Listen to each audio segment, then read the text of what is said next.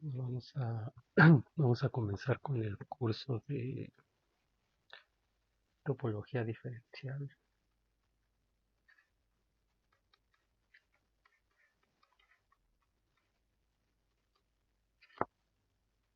Topología diferencial uno. Hasta el momento nadie ha escrito, no sé por qué inscribieron la materia, pero si están viendo esto, pues eh, pueden revisar el temario en la parte de la presentación del curso, la página de la facultad. Y lo que vamos a hacer primero es revisar algunos conceptos importantes para poder empezar a estudiar, eh, para poder entrar en, en el estudio de la topología diferencial. Entonces, vamos a iniciar con cosas eh, básicas en cierto sentido, cosas que deberían manejar, pero que probablemente no he visto la lista que hay varios físicos eh, en el curso, entonces no necesariamente han llevado estas cosas de manera formal, quizá en los cursos de cálculo diferencial e integral, probablemente eh, serían los conceptos de espacios topológicos,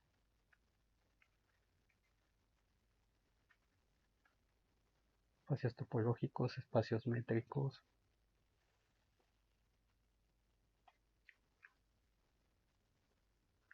espacios métricos, eh, clases de equivalencia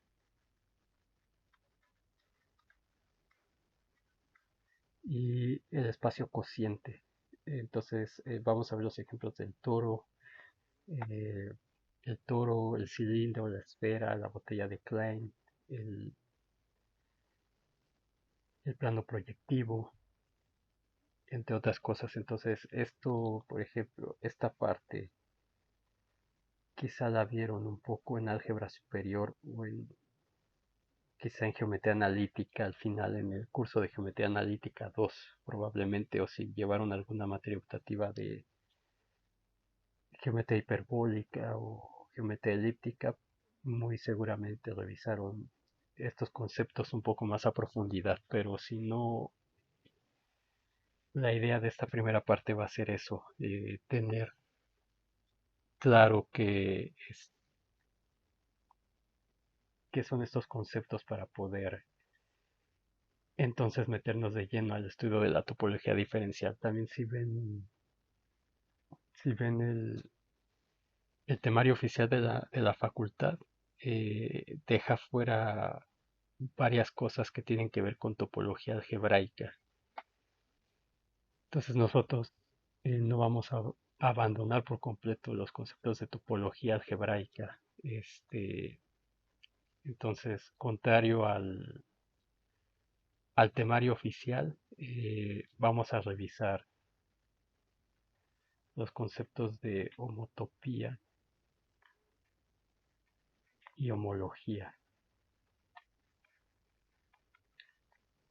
Homotopía y homología. Y con esto pues, vamos a ver sus contrapartes.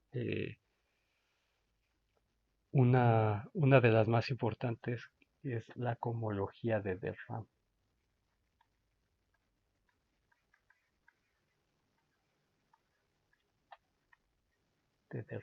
que no está en el temario oficial, pero que es muy importante que lo revisemos. Entonces, para esto, este, vamos a, vamos a ocupar tres libros principalmente. Eh, Veremos algunas cosas de otros lados también, les iré diciendo, pero principalmente son estos tres libros. El que conocen como el libro de las musas, que es el libro Choquet, eh, Choquet Bruhat, que es el Analysis Main Force in Physics.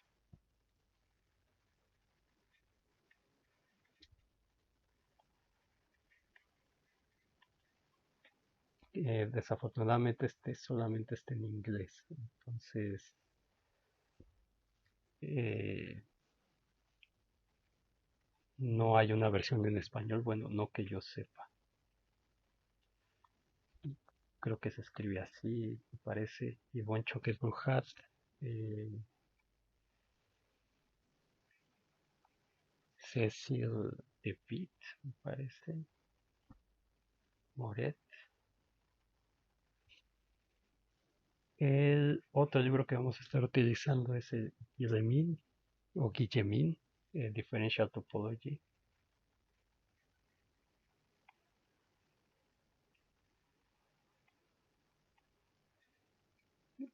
Guillemin. Este me parece que sí está en español, creo. Si no, Arturo sabe buscar este tipo de cosas en español. Pero el Guillemín, sí creo recordar haberlo visto en español. Y el otro que vamos a estar usando es el Topology and Geometry for Physicians,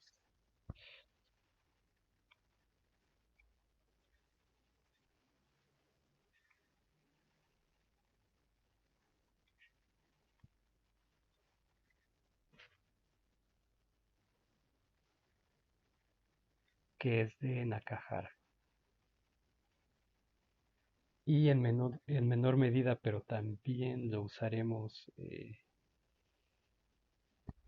no sé, no sé si nos dé tiempo o, bueno, no sé eh, si podamos cubrir más allá de los temas que están en la presentación. Que uno de esos temas es el de haces fibrados, pero probablemente eso sea para un curso de topología diferencial, ¿no? Sin embargo, vamos a ver grupos de Lie. Entonces, eh,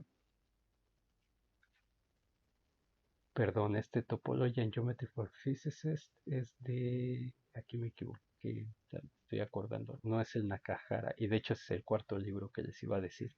No, este es de Nash and Sen.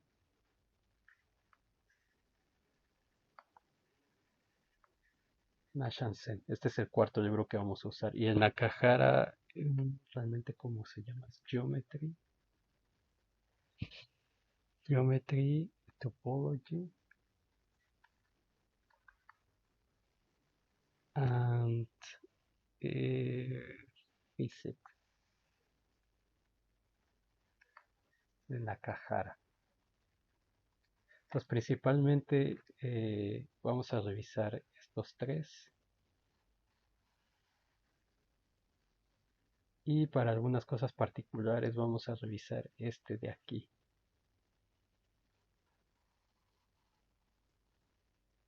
Principalmente. Y los ejercicios van a salir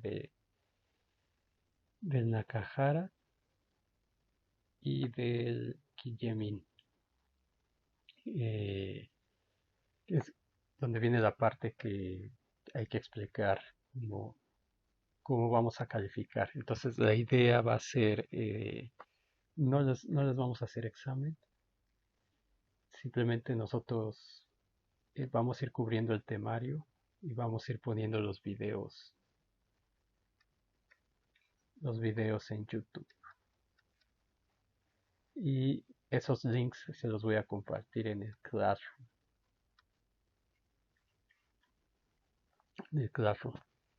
Entonces son 3 a la semana por mi parte. 3 videos de 1 hora a la semana. Y pues Arturo subirá un par. 2 videos resolviendo ejercicios.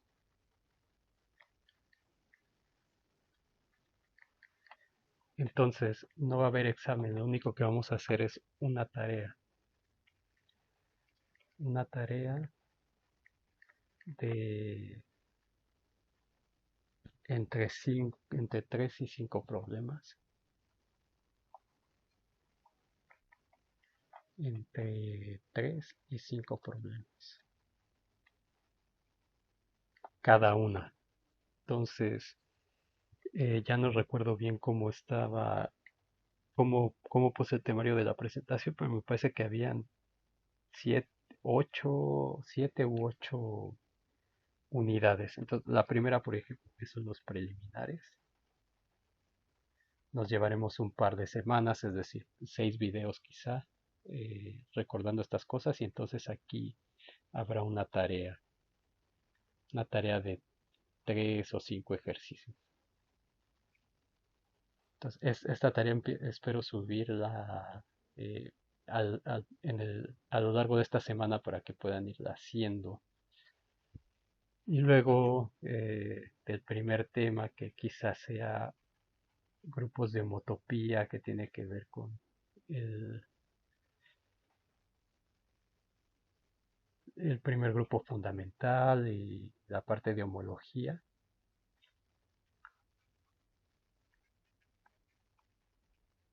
que no sé si esto lo hayan visto alguna vez. Bueno, eso sería una segunda tarea. Igual tendrá entre 3 y 5 ejercicios. Entonces, etcétera. Y la calificación pues va a ser el promedio de esas tareas.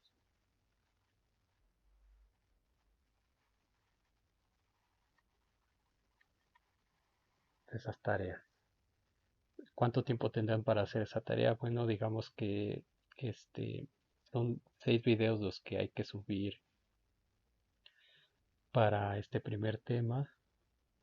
Entonces, digamos, pues son 3 esta semana, 3 la que sigue. Entonces tendrán una semana, 2 semanas, quizá 3 semanas para entregar esta primera tarea. Y así con las demás, si en homotopía y homología nos tardamos 3 semanas, por ejemplo, pues tendrán 4 semanas para entregar desde que empecemos el tema. Acabamos en 3 semanas y luego tienen una semana más para continuar resolviendo sus ejercicios. Y esos pues los subirán en el Classroom, en la plataforma. Ahí es donde voy a poner esas tareas.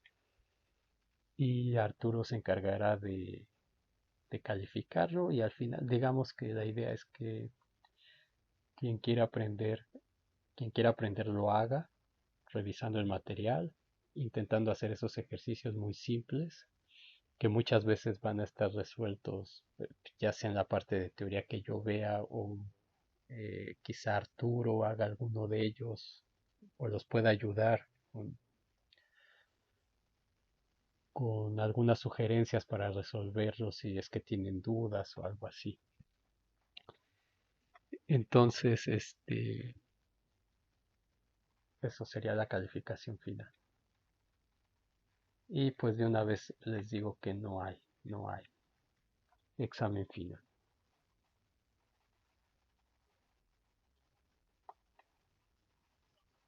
No hay examen final. Si quieren pasar esta materia con un examen, pues directamente hagan el extraordinario. Ok, entonces, esa va a ser la forma de evaluación. Espero se entienda cualquier duda. Me pueden escribir a mi correo que está en la página. Nadie lo ha hecho, repito. Se inscribieron a ciegas, no entiendo por qué, pero bueno. Este, Más o menos puse algo de eso en la presentación. Entonces lo que vamos a hacer es revisar los preliminares. Vamos a poner de preliminares.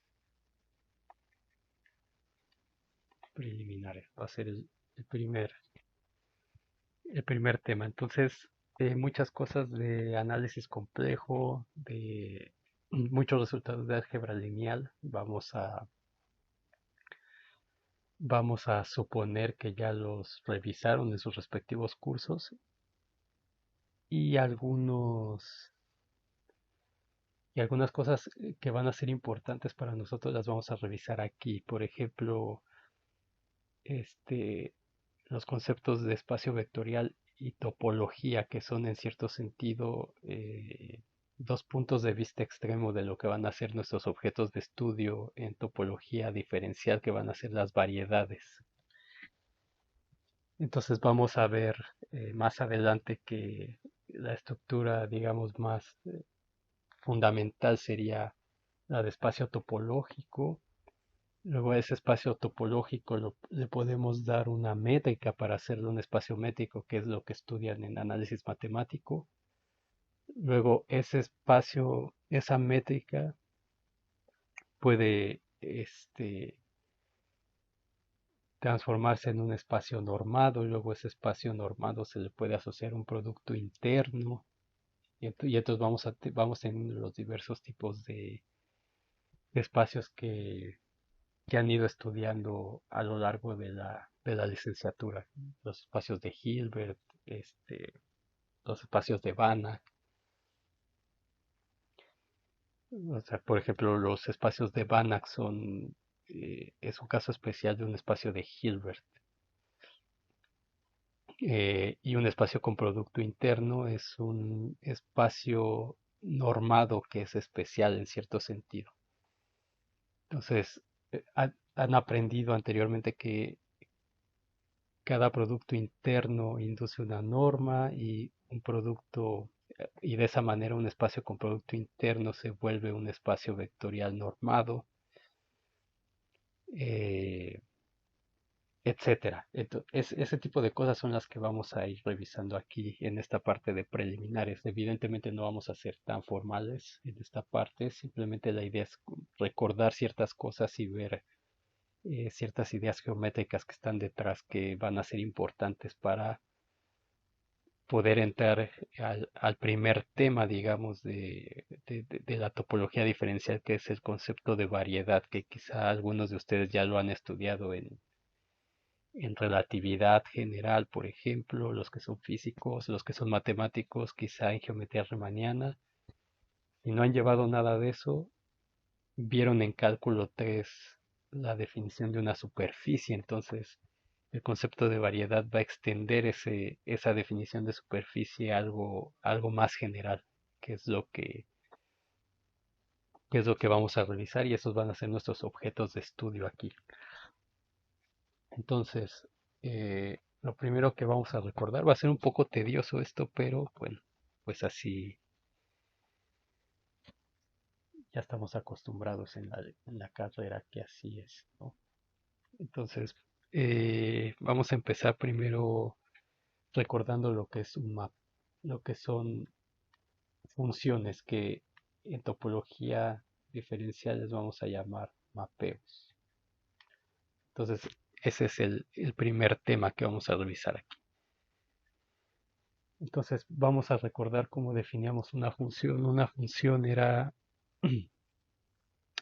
eh, para definir una función necesitamos antes, definición uno, voy a poner aquí la definición del producto cartesiano. Entonces, sean X y Y dos conjuntos. Siempre vamos a suponer que son no vacíos. No vacíos. Entonces, el producto cartesiano,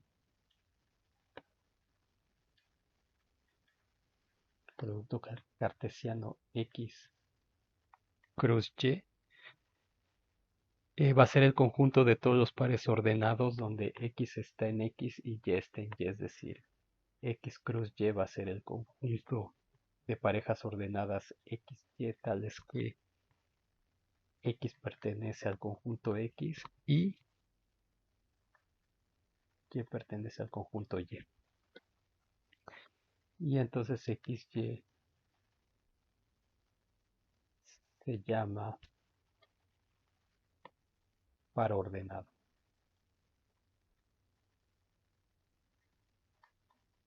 Par ordenado. Eh, y entonces tenemos cosas como esta, por ejemplo, si queremos saber si dos pares ordenados son iguales, por ejemplo, que x, y sea, es igual a u, b, eso va a suceder si, solo si x es igual a u y y es igual a b.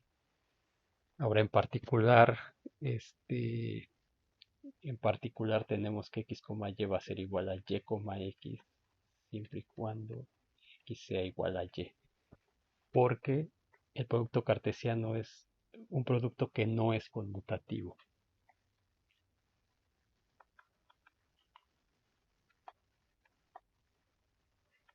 No es conmutativo como ya aprendieron en sus cursos de álgebra y de cálculo. Entonces, vamos a ir viendo algunos ejemplos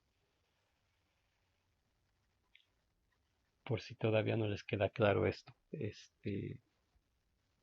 Entonces, ejemplo uno, vamos a decir que tenemos el conjunto A con los elementos uno, 2, 3 y el conjunto B que tenga los elementos, no sé, uno, 3, 5 y 7, por ejemplo. Entonces, ¿quién va a ser el producto cartesiano de A cruz B? ¿Quién va a ser A cruz B? Pues según la definición, según nos dice aquí, son todas las parejas ordenadas tales que la primera coordenada pertenece al primer conjunto y la segunda coordenada al segundo conjunto. Entonces aquí sería el conjunto 1 pertenece a A, que es el primero, con el primero de B, luego este con el segundo de B, 1,7, luego 1, perdón, 1,5, 1,7, 2,3, 2,5, 2,7 y se me olvidó el 2,1 y luego 3,1, 3,3, 3,5, 3,7.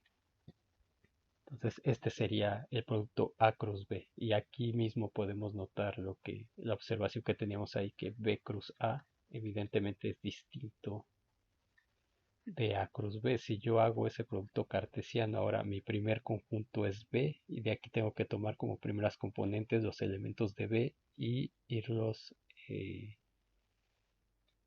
irlos juntando con los elementos de A. Entonces tendría 1, 1, 1, 1, 1, 2, 1, 3,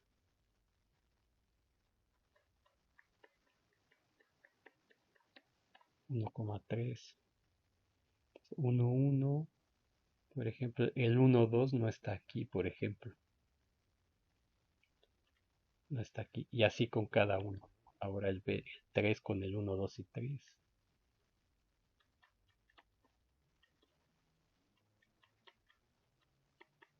Etcétera. Entonces, evidentemente aquí vemos que el 1,2, por ejemplo, pertenece a B cruz A, pero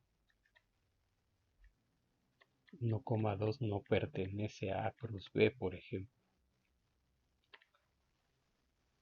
Aquí no está. Entonces, esto nos dice que A cruz B es distinto de B cruz A. Entonces, en general, no es conmutativo este producto cartesiano. Ahora, bueno, y este tipo de cosas las podemos hacer una gráfica de esto. Entonces, en este caso, ¿cómo se vería? Pues pintaríamos los elementos A aquí, los elementos B acá, los elementos de A es 1, 2, 3, 1, 2, 3, y los elementos de B son 1, 3, 5 y 7.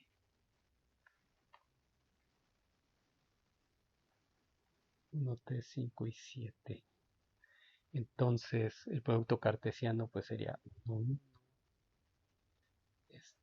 1, 3, 1, 5, 7, 2, 1, 2, 3, 2, 5, 2, 7. Y esta sería como la gráfica de ese producto cartesiano.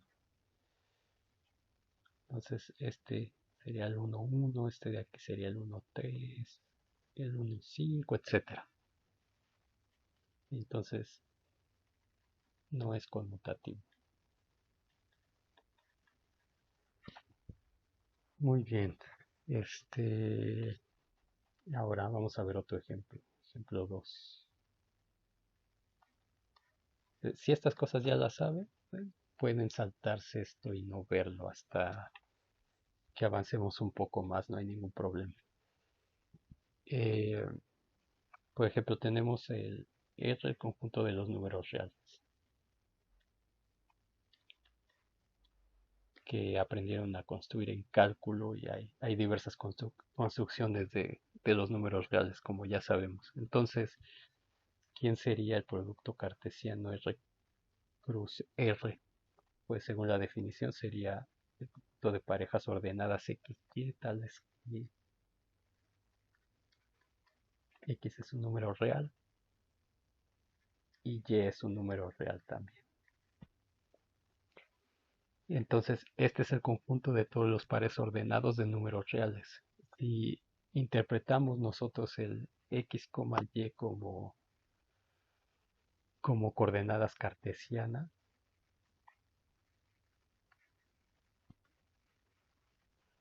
es decir, como las coordenadas de un punto en el plano,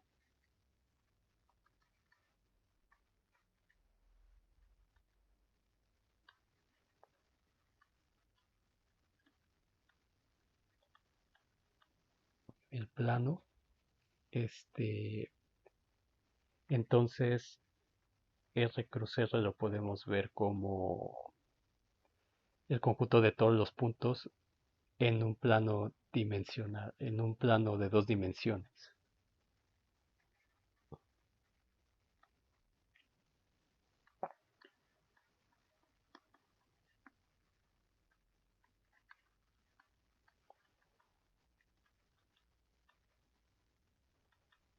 Dos dimensional. Entonces, este R cruz R sería tomar la recta real, y hacerla producto cartesiano con la recta real también.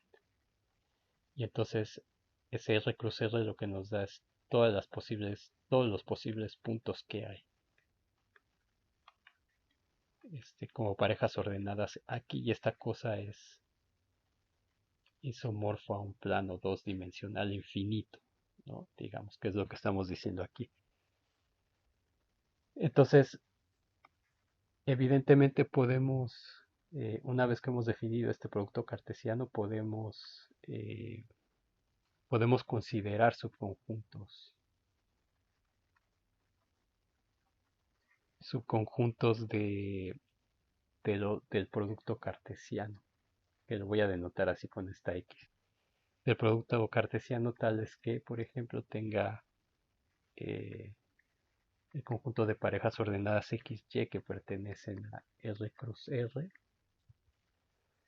tales que Y es igual a X cuadrada, por ejemplo, donde X es un número real, evidentemente, como ya está ahí, pero entonces eso ya está de... Entonces, esta cosita de aquí le voy a llamar F porque ya sabemos que es una función. Entonces, ¿qué es lo que tenemos? Nosotros hemos definido el plano cartesiano R cruz R como las parejas ordenadas de esta manera. Esta es una manera de abreviar lo que está puesto aquí. Entonces, que X esté en R y que Y esté en R, pues es lo mismo que decir que XY, pues esto es lo mismo o equivalente que decir XY pertenece al conjunto R cruz R, y esto es común denotarlo como R2, como R2. Muy bien, entonces tenemos el plano cartesiano que es todo esto de aquí. Y entonces este conjunto de parejas ordenadas que tiene una restricción, que es que Y es igual a X cuadrada, lo que nos da es un subconjunto del espacio cartesiano, es decir, un subconjunto del plano que es una parábola. Una parábola. Entonces, este F es un subconjunto de R cruz R, o lo que es lo mismo de R2.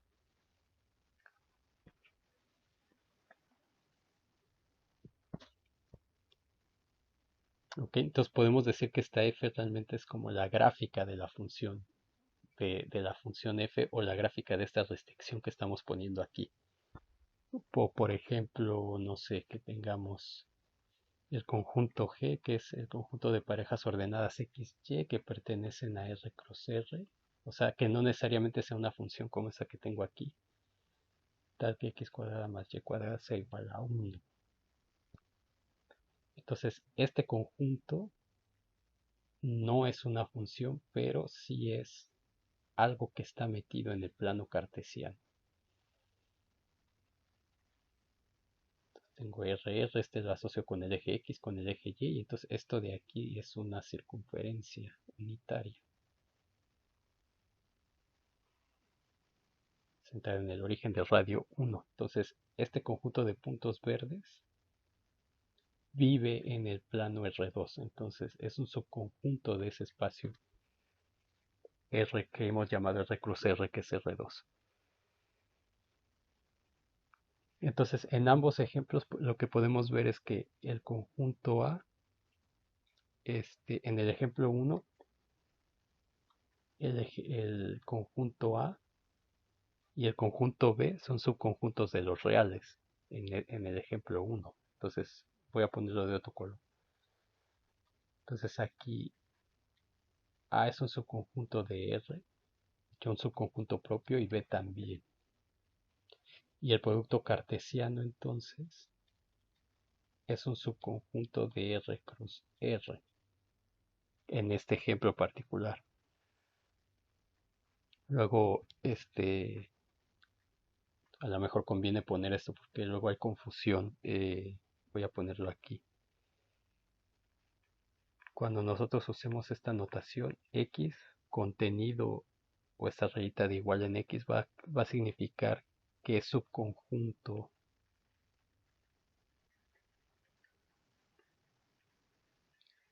de Y. ¿Y qué significa eso? Que si X pertenece a X, entonces X pertenece a Y.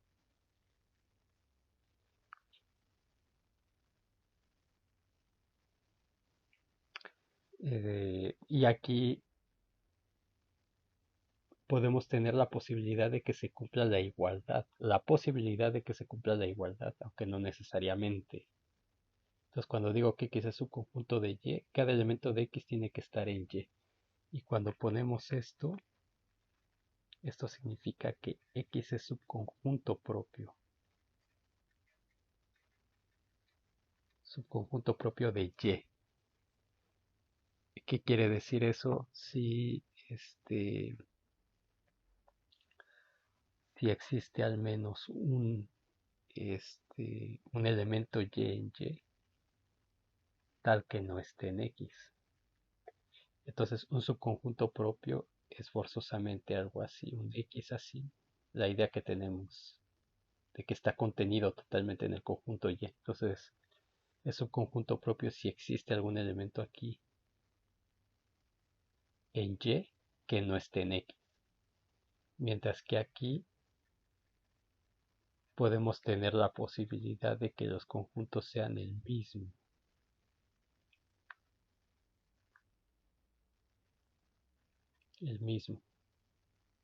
o que tenga esa posibilidad. Entonces, muchas veces en los libros hay que revisar la notación porque a veces como subconjunto usan la notación esta de aquí, que nosotros vamos a entender como subconjunto propio. No usan el subconjunto con la línea acá y ni siquiera hacen esa distinción.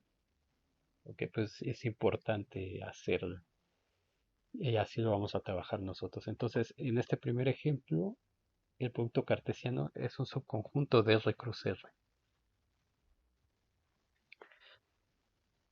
Y, y en el ejemplo 2 también, donde está, en estos ejemplos de aquí también. Entonces, este R cruz R evidentemente es un subconjunto de R cruz R, como lo estamos tomando con esta restricción de aquí. Entonces, los subconjuntos no vacíos del producto cartesiano se llaman relaciones. Y entonces las relaciones que cumplen ciertas propiedades como esta de aquí, les vamos a llamar funciones. Entonces vamos a recordar la definición de lo que era una relación. Sean A y B conjuntos, una relación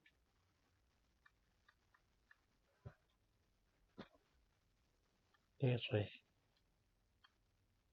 entre A y B es un subconjunto del producto cartesiano A con B. Y si A es igual a B, entonces decimos que una binaria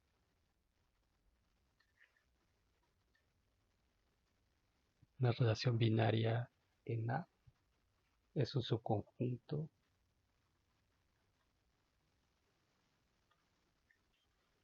de A cruz A.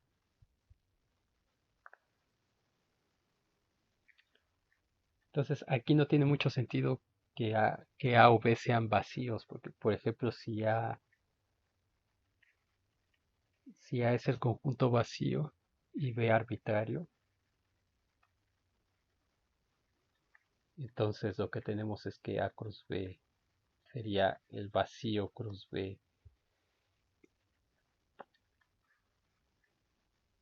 es el conjunto vacío también. Entonces, justo por definición, porque esto sería el conjunto de parejas X, Y tales que X esté en el vacío y X esté en B. Pero el vacío no tiene elementos, entonces esta cosa es el conjunto vacío. Ahora vamos a recordar un poquito sobre el número de relaciones que hay. Vamos a ver si... ¿Cuánto nos queda? 20 minutos. Si tengo el conjunto A, por ejemplo, que sea... Tengo un elemento, el elemento A, y tengo un conjunto B que también tenga un elemento. Entonces, el producto cartesiano, según nuestra definición, solamente va a constar del elemento que tiene primera coordenada, primera componente en el conjunto A y segunda componente en B, que es A, B. Y van a haber dos relaciones porque, según la definición, la relación es un subconjunto de A cruz B. Entonces, este AB, que es el total, es un subconjunto de A cruz B. Pero también tenemos el vacío. El vacío es subconjunto de todo conjunto. Entonces, eh, esto también está contenido en A cruz B. Entonces, por lo tanto, tenemos dos relaciones. Si la cardinalidad de A vale 1 y si la cardinalidad de B vale 1 también. Entonces, tenemos dos relaciones. El número de relaciones va a ser igual a 2 en este caso, que podemos escribir como 2 a la 1. Ahora, si tenemos que, vamos a decir ahora, si A es igual a un conjunto con dos elementos y B también tiene dos elementos, por ejemplo, 1,2, entonces ¿cuántas relaciones van a haber? ¿Cuántas relaciones van a haber? Van a haber 16. Entonces, ¿cómo sabemos eso? Pues construimos el producto cartesiano. Entonces sería A1,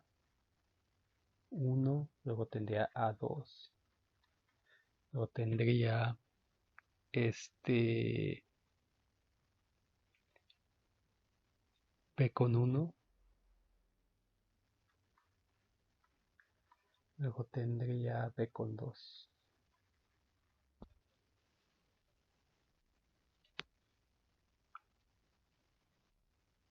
Entonces, ¿cuántos subconjuntos hay de A cruz B? Pues tenemos el mismo A cruz B,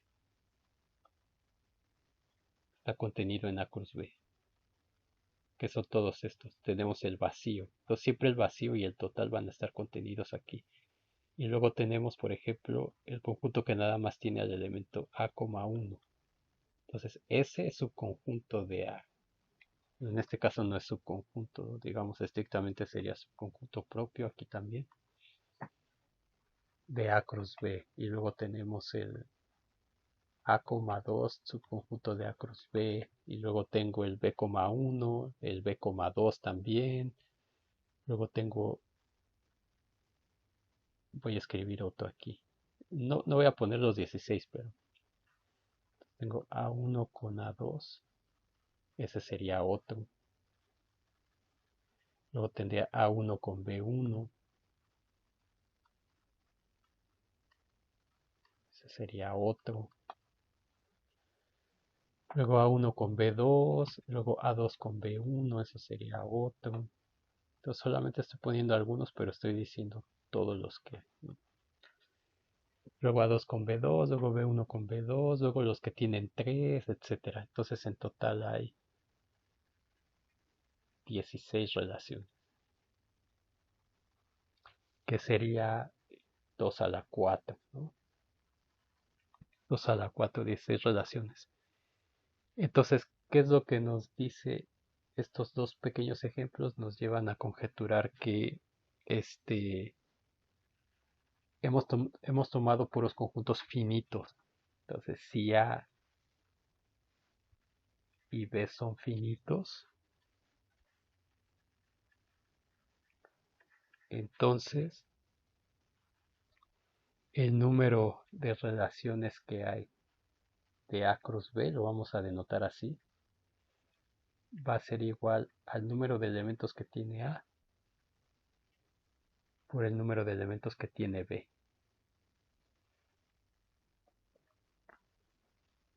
Entonces, perdón, a ver, antes de poner justamente lo que voy a hacer es, para ver cuántas relaciones tenemos, necesitamos saber la cardinalidad de A cruz B. Entonces, ¿cuántos elementos tiene A cruz B? Y esto se puede demostrar que es la cardinalidad de A por la cardinalidad de B. Entonces, en este ejemplo particular, en el primero, por ejemplo, es A cruz B, que es cardinalidad de A por cardinalidad de B. Nuestro ejemplo era 1 y 1. Entonces tenía un elemento. Y en este segundo ejemplo, cardinalidad de A por cardinalidad de B, en este caso es A tiene dos elementos por 2, nos da 4.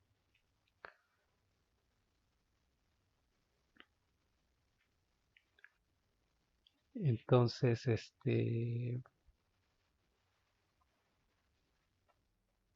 se puede probar, o probaron en álgebra, de hecho, que este,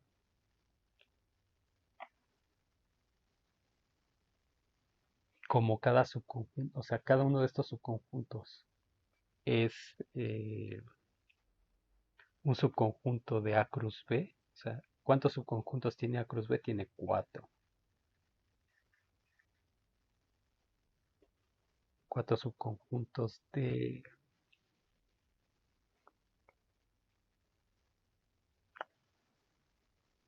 No, perdón, ¿cómo lo quería decir? Aquí A cruz B tiene 4 elementos, sí, perdón. Entonces, el número de subconjuntos va a ser, ¿dónde está el next aquí? Sería el número de subconjuntos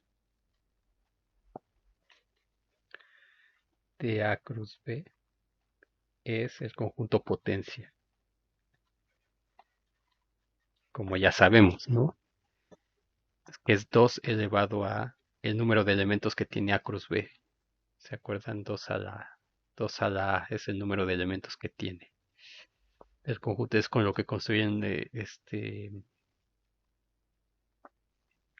cuando ven en cálculo uno lo de Cantor y todo eso, el teorema de Cantor y todas esas cosas. Entonces esto sería norma no, cardinalidad de A por cardinalidad de B, y ese sería el número de subconjuntos de A cruz B. Entonces en nuestro ejemplo, pues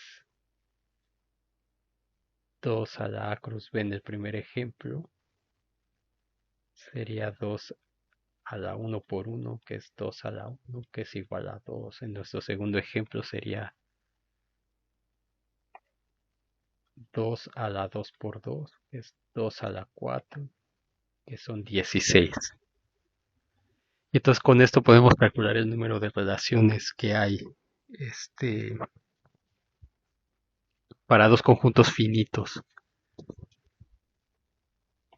Entonces eso pueden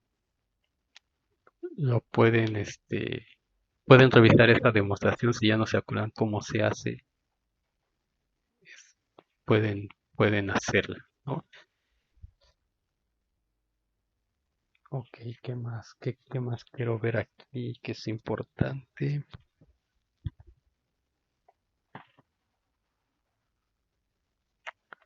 Mm,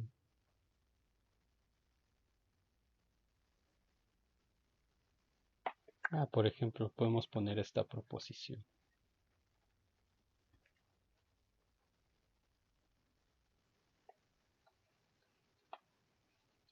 Proposición uno. Si A es un conjunto,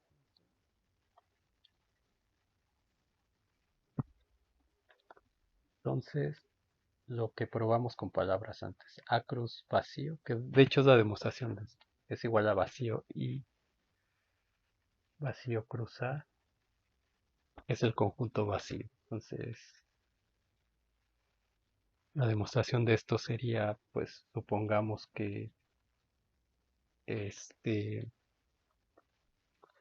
A cruz vacío es igual al vacío y sea X, Y que pertenece al producto cartesiano A cruz vacío. Entonces, esto que implica que X pertenece a, por definición, X pertenece a y Y pertenece al vacío. Pero esto es una contradicción, pues el vacío no tiene elementos. No tiene elementos.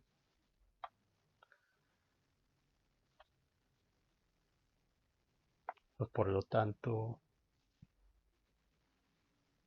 perdón, aquí supongamos que es distinto del vacío, perdón. Entonces, supongamos que A cruz vacío es distinto del vacío.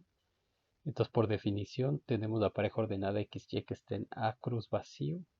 Y entonces eso lo que significa es que esta primera componente está en A y esta segunda tendría que estar en vacío, pero como el vacío no tiene elementos, esto es una contradicción. Y entonces, por lo tanto, el producto cartesiano de A con el vacío es el vacío. Y lo mismo con la otra parte. Recordando un poco lo de las demostraciones, no sé qué tanto, qué tanta habilidad tengan con esto. Son fáciles estas, pero no se confíen. Es bueno recordar y practicar esto, aunque porque ya lo vieron hace tiempo. Vamos a poner una segunda proposición. Proposición 2. Si A y B son dos conjuntos y podemos suponer que no es vacío, porque si es vacío, entonces trivialmente se cumple todo lo que pongamos aquí. Entonces, si A y B son conjuntos, A cruz B es igual a B cruz A. Podemos poner distintos del vacío, y si lo dejamos así,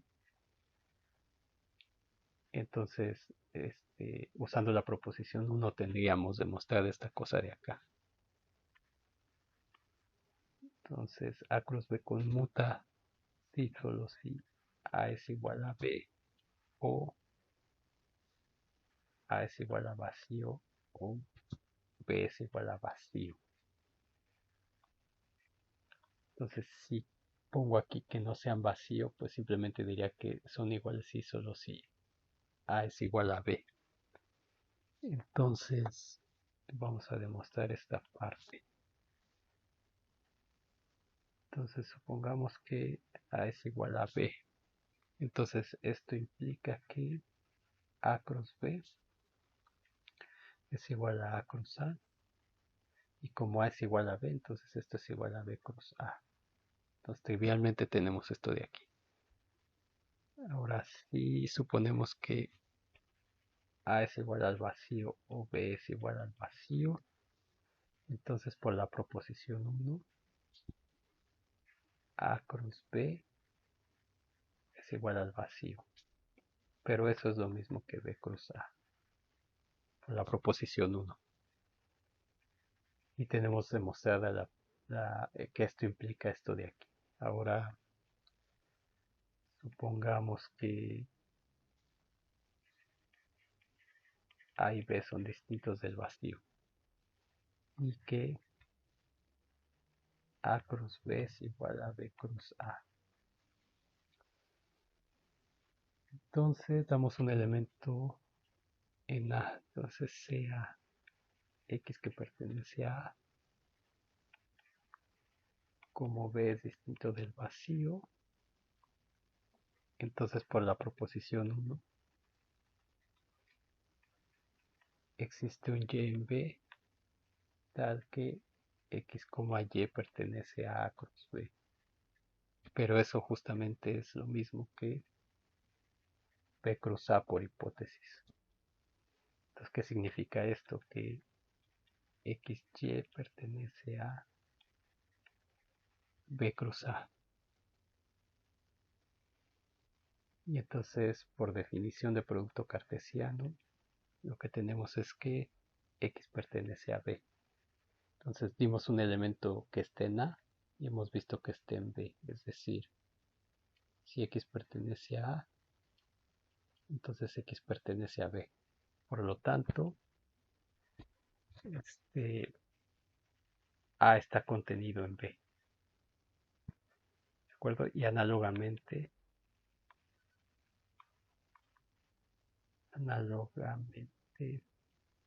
tenemos este, que B está contenido en A. Entonces, por lo tanto, como A está contenido en B y B en A, esto lo que nos dice es que A es igual a B. Y tenemos demostrar esta proposición.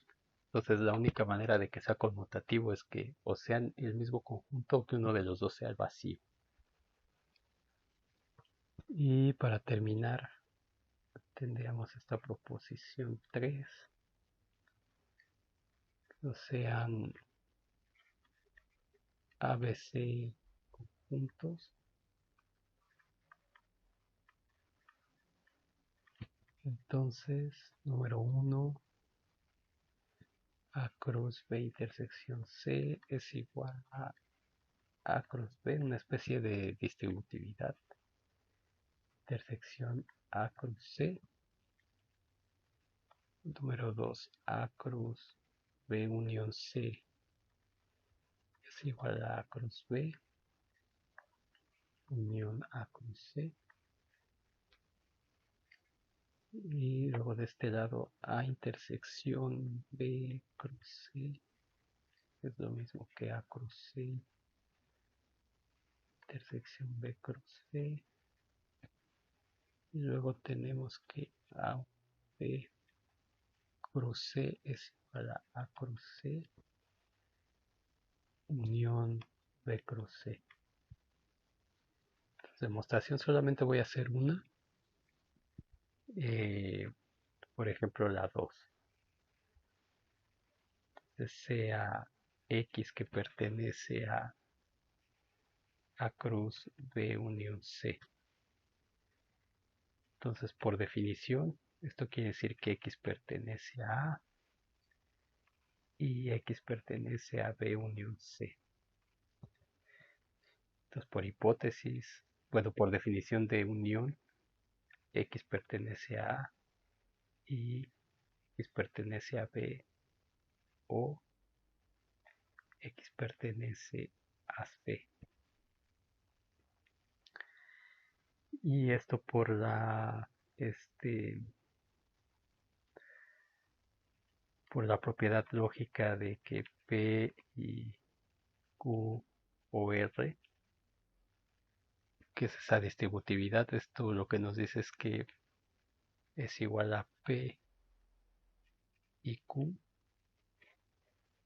o P y R. Entonces justamente aplicando eso tenemos que esto es sí, solo si X pertenece a A y X pertenece a B o X pertenece a A y X pertenece a C. Y entonces esto por definición sería X pertenece a A intersección B y X pertenece a A intersección C. Y esto por definición de producto cartesiano nos dice que X pertenece a eh, perdón, no, esto no es lo que quería decir. Entonces, ¿qué tenemos aquí? Por definición de producto cartesiano es X pertenece a cruz B o X pertenece a cruz C, ahora sí, y luego por definición de unión, esto sí, solo si X pertenece a cruz B, unión a cruz C. Y tenemos demostrado el número 2. Y análogamente el 1, el 3 o el 4. Muy bien. Tenemos unos minutos, vamos a ver otro ejemplo.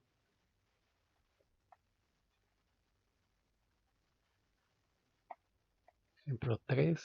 Entonces, digamos, eh, tenemos el conjunto A igual a 1, 2 y 3. Entonces, el producto cartesiano de A consigo mismo, ¿quién sería? Pues sería hacer este consigo mismo. Por acá, dejen los colores para que se vea que este no está, bueno, realmente está dado, pero nada nos dan el conjunto A. Entonces sería 1,1, 1,2, 1,3, 2,1, 2,3, 2,3, 3,1, 3,2, 3,3. Y entonces podemos agarrar un subconjunto de este A cruz A, por ejemplo, vamos a llamarle R. Un subconjunto de A cruz A pues podría ser 1,1, 1,2, 1,3, 2,2, 2,3 y 3,3, por ejemplo. Entonces esta R es un subconjunto de A cruz A. Entonces según nuestra definición, ¿dónde está? Según nuestra definición, esa es una relación.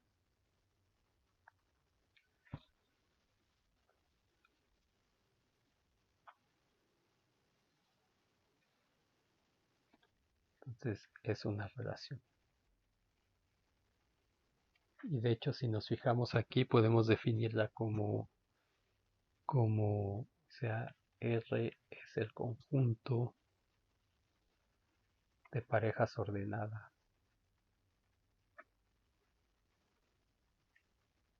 A, B de elementos de A, tales que A es menor o igual que B. Como podemos ver aquí, siempre este es menor o igual que B. Entonces, esta relación R se puede pensar como, como algo que representa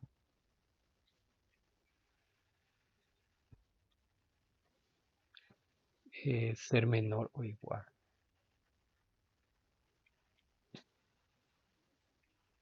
que, que es una relación. Entonces en el siguiente video continuamos. Que tenemos que